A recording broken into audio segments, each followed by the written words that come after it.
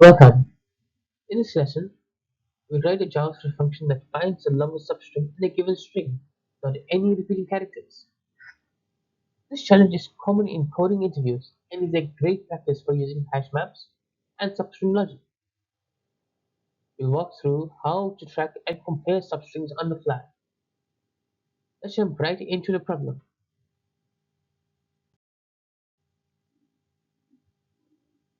The objective is to return the longest sequence of characters without any duplicates. In the string google.com, the answer is bill.com since it contains no repeated letters.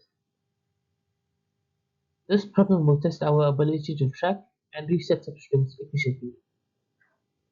Let's explore the code that makes it happen. We look through each character and use a hash map to track which characters we've seen.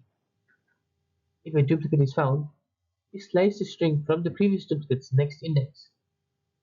We reset the hash and continue building the new substring. At the end, we return whichever substring was the longest. We use the hash to check if a character has already been seen. If it has not, we continue adding to the current substring.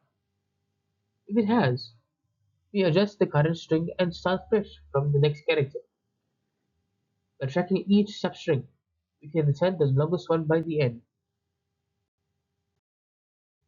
Let's look at a few examples.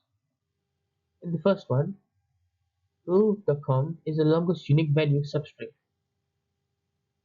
In the second one, example.co avoids duplicates the longest.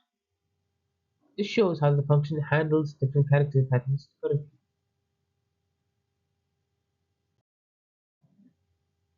Finding unique substrings can help improve search engines and text prediction. It is also useful in validating passwords by ensuring diverse character patterns. You can use this technique to clean data or detect meaningful, non-repeating segments. Let's wrap up with a quick summary. Just to sum up, we used a loop, a hash map, and substring slicing to solve this equation. It is a great way to practice both algorithmic thinking and JavaScript fundamentals. Give this function a try with different strings to see how it adapts. Thank you for watching. If you enjoyed this video, please make sure to like, share, and subscribe for more JavaScript tutorials. I'll see you in the next one.